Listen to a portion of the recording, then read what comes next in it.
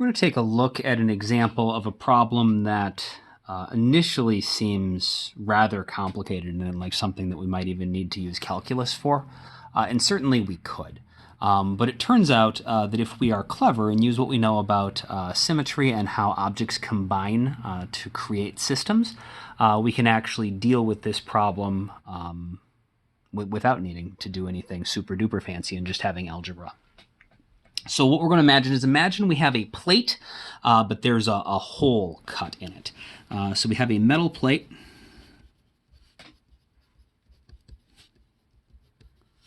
with a hole in it.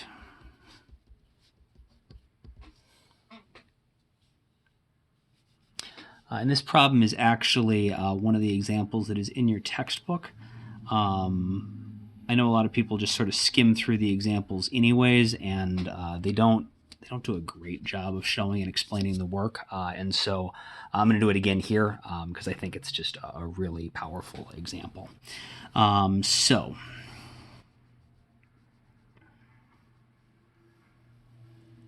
We've got a circle here. And we are going to have this circular sheet of metal, and we are going to cut a hole out of it that is also a circle. And that second circle is over on the left side, from the center to the edge. And so we're going to say that our little hole that we cut has a radius of r. So that means its diameter is 2r, and since that is also the radius of the larger circle, that means that our bigger shape is going to have a radius of 2r. And what we have, though, is we have, this sort of like, kind of like a crescent moon sort of shape.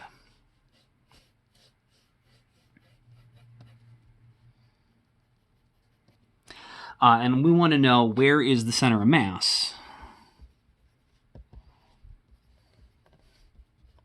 of the plate. Now, it's a two-dimensional object. I guess technically it's a three-dimensional object. The third dimension is really boring because we'll just assume it's of uniform thickness to make our life easy. So from this top view, we can treat it like a two-dimensional object. And so we've got both an x-coordinate and a y-coordinate for our center of mass. However, the y-coordinate should be pretty easy to figure out because although it's sort of a weird shape, if you look at it up and down, it's symmetrical. The top half looks exactly like the bottom half. And so the y center of mass is going to be just right here lined up with the center. So we'll call that height as 0. We'll put our origin right at the center. But the x center of mass is going to be more complicated. Hopefully it makes sense that it's going to be to the right of center. So if this was a whole plate, it'd be symmetrical, and the center of mass would just be right in the center of the plate, and so our x position would be in the middle side to side.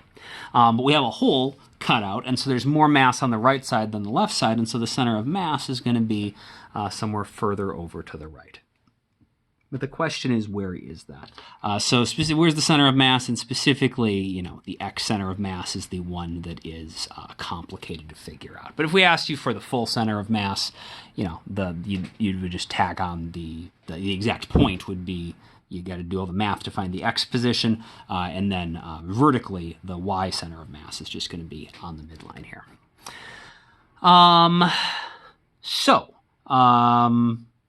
At this point, if you assuming that the plate is of uniform thickness, if you actually feel like you know how to solve it, go ahead and pause the video and try to solve it. Otherwise, I'll give you some hints to sort of get started.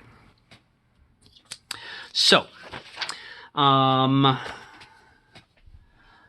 way that we want to think about this, and I'm gonna draw this vertically, and hopefully this fits.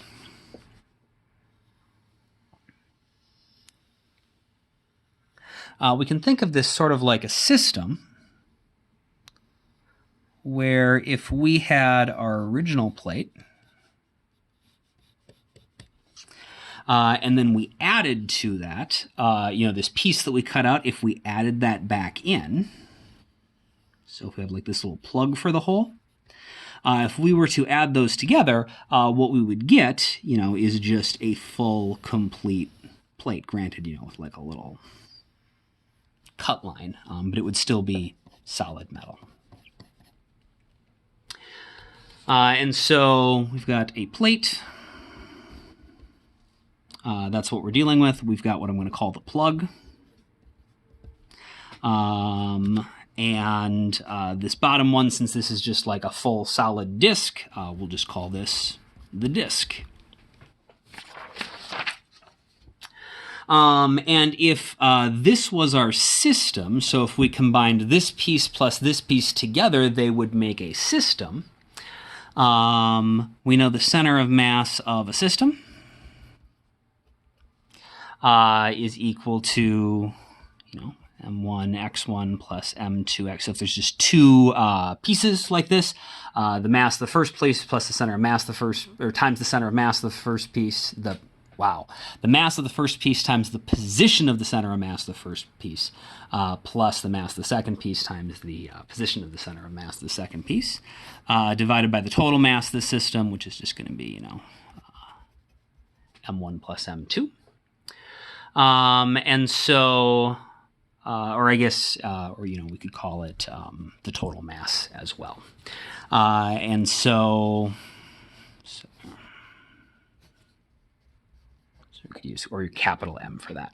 And so for our specific one, if we treat the full disk as our system, that would mean that the center of mass for the entire system,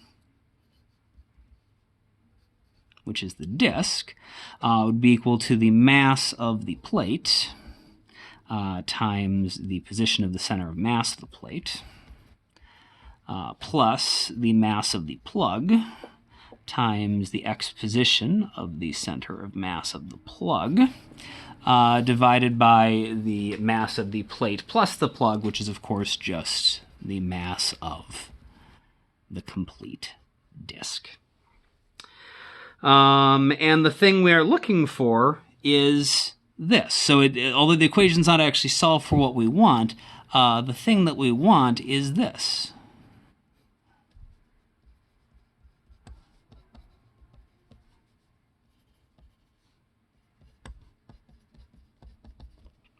And so we should be able to sort of rearrange this and figure out what we need. Now, you're going to run into a couple weird issues, which is that we don't have any measurements. That said, you do know, the relative size of the radius of both the little hole and the big hole is r and 2r, and so you can sort of use those to define positions. We will assume, let's make the center, that's going to be position 0. So when you do all your calculations, we'll do it assuming that the center of the circle is position 0. Right? So that's where position 0 is for each of them. The masses we do not know, but no matter what their masses are, they're going to all have the same relationship to each other, because if they're all made out of the same metal that's made out of the same thickness, we'll assume that this plug is just literally the piece we cut out of the plate. Whatever the size and the density and the thickness of the metal we choose, if we double, what the mass of the plate's going to be, that's going to double the mass of the plug, and it's going to double the total mass of the disc. And so although we don't have exact numbers, you should be able to come up with some relationships and ratios and stuff that will eventually cancel out, because the final answer for where that center of mass is, if we increase the mass of everything or decrease the mass of everything, since that's affecting everything, it's not actually going to change the location of the center of mass when we change the density of this thing. Again, if you feel like at this point you know how to solve, go ahead and pause the video and try to solve. And if you need a little bit more help getting things set up, you can go ahead and keep watching. Okay, so first off, if we take our equation here and solve it for the thing we want, what we're going to get is the position of the center of mass of our plate is going to be the mass of the disk times the position of the center of mass of the disk minus the mass of the plug times the position of the center of mass of the plug divided by the mass of the plate. You'll notice this actually looks a lot like the center of mass equation itself. And it sort of is, it just is very cleverly interpreting what our system is. Imagine if instead the final system was the plate, and the two things you were combining was not a disk and a plug, but a disk and a hole. So if you had your disk and what you added to it is a hole, your system would be this plate with the hole in it. And so, of course, the disk just has a center position for its center of mass, and it has, some mass, which is what we see here for the disk. If instead of being a plug, though, it is a hole, we are actually removing material. And so instead of adding more mass to it, we're taking mass away, or you could think of it as adding negative mass, or just, subtracting mass. But otherwise, like this piece, still has a center of mass of all the mass that gets removed still has a center of mass, and there is a certain amount of mass that got removed. And so we are creating a system. Our plate with a hole in it is really this system made up of the disk minus the plug that we cut out, or minus the hole. And then you divide by the total mass of the system, which is, the plate with the hole in it, its mass. And so, different people, for some people, it's easier to think of it this way and construct it this way and just solve. Other people, this intuitively makes sense, and you can just use this to figure out what you're doing going forward. Okay, so we need to figure out what we're going to plug in for all of these terms if we're going to solve for the position of the center mass of the plate. And so we'll start easy. So the disk. Remember we said this was 0 and the end, the radius of the disk was 2r. So that means this is negative 2r over here. The center of mass of the disk itself, of the whole disk, is just at 0. And so the position of the center of mass of the disk is going to be 0. The plug, its center of mass, is right here. So the far edge is at 2r. But of course the center is, one radius away from the edge, which we said was going to be r. And that's to the left, so we'll call that negative r. So the position of the center of mass for the plug is going to be negative r. And then the masses. This is the part that gets a little more complicated. So what we're going to do is we're actually going to set everything up so that all of the masses are in terms of the mass of the full plate. So what fraction of the plate is the plug? What fraction of the plate is the disk? And then we'll have something in terms of the mass of the plate on top for each one of those, and we'll be able to divide by the mass of the plate on the bottom, and everything will cancel out. So to do that, we need to think back to what we know from like chemistry or like 5th or 6th grade physical science. Somewhere in elementary school you should have learned about density. You should have learned about it again in chemistry last year. But in case somehow that never happened or you have just forgotten, a reminder that density is equal to the mass of something divided by its volume. The symbol we usually use for density is rho.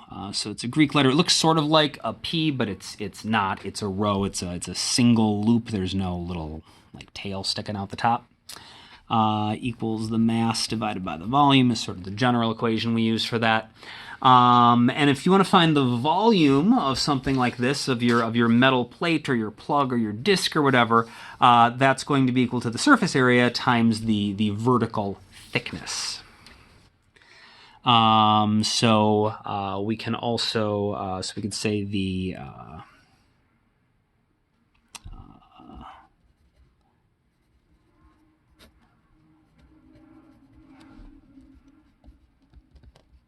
area times the thickness, right?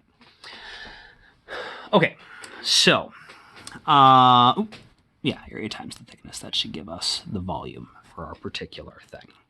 And since we're going to assume they're all made out of the same metal of the same thickness, that means that they should all have the same density. Because they're all made out of the same metal, the density of the metal should be the same everywhere. And so if the density is the same for all,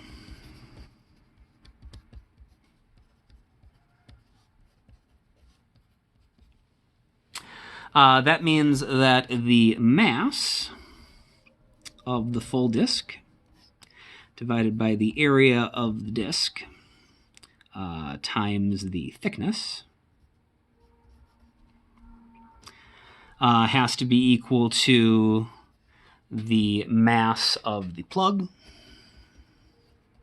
divided by the area of the plug times its thickness, which has to be equal to the mass of that plate with the hole in it, so the mass of the plate divided by the area of the plate, which is, the hardest one to figure because it's that weird shape, times the thickness. Okay, and really we could get these, all of the masses, in terms of anything we want. So we get everything in terms of the mass of the plug or the mass of the plate or the mass of the disk. I just think conceptually, the disk is like a giant circle that everything is a portion of, and so for me, I think it makes the most sense to get everything in terms of the mass of the disk.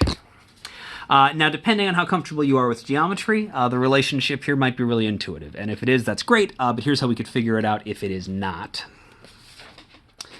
So let's say we want to do the mass of the plug. So if I take these two things and solve this for the mass of the plug, what I'm going to get is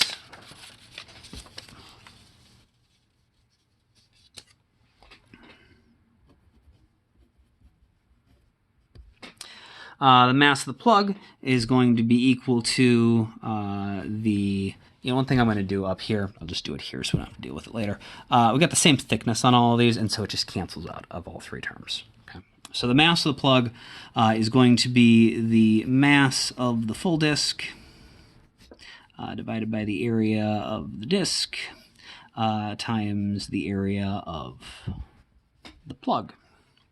Well, that's not too bad, because there's circles, and we know the equation for the area of a circle is just pi r squared. So, I don't want to keep writing m disk out, so I'm just going to call it md. The area of the disk is going to be pi times the radius of the disk squared. The area of the plug is going to be pi times the radius of the plug squared. Our pi's cancel out. And so this is going to be the mass of the disk. The radius of the plug we said was r squared, divided by the radius of the disk was 2r squared. So we got r squared on top, we got an r that's going to get squared on the bottom, so that cancels out, and we're left with the mass of the plug is going to be the mass of the disk over 4, which hopefully that makes sense from geometry, right? If you have a circle with exactly half the radius, it should have exactly 1/4 the area, because the area is, pi r squared. So if you have half the radius, when you square that, you get 1/4 of the area. And so if you are still watching and you have not paused the video yet to try to solve it on your own, we're pretty close to an answer. You need to finish this up, though. You need to do the same thing to get an expression for the mass of the disk, or the plate. and then you need to still plug everything in and come up with an answer and see if it makes sense. So if you're still watching, go ahead and pause the video and unpause it when you're ready to go over the answer. All right, so quickly, we'll do the same thing for the mass of the plate. Not the same thing. We need to figure out the mass of the plate. And this is a little bit easier because remember, the way that we constructed the plate is the disk minus the plug. So if we take the mass of the disk and subtract whatever the mass of the plug is, what is left is going to be our plate.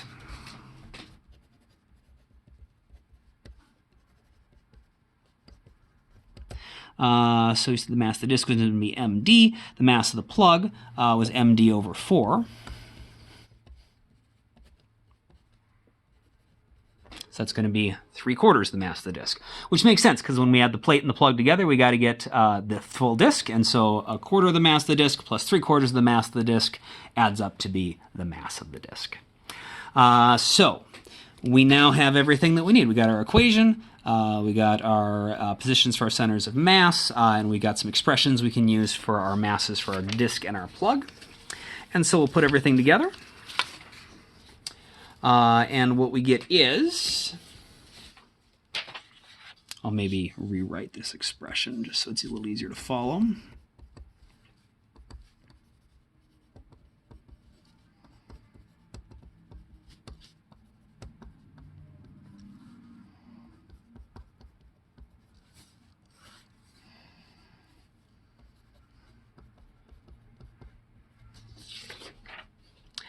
All right, so that's going to be the mass of the disk we said was md.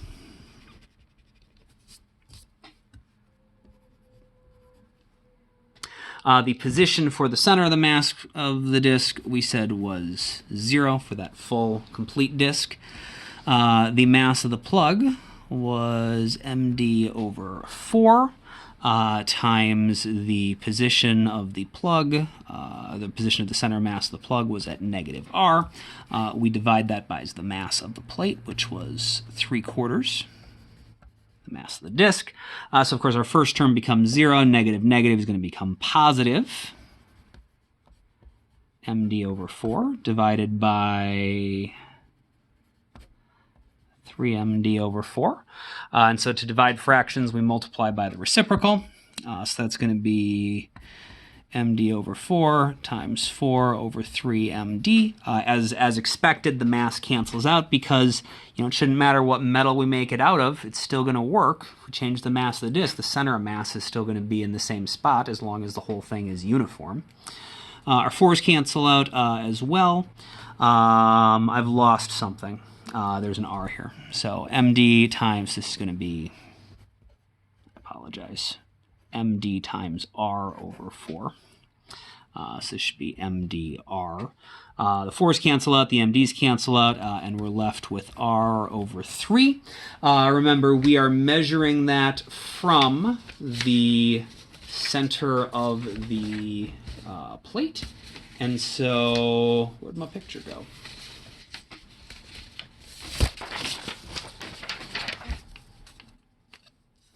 So if this is 0,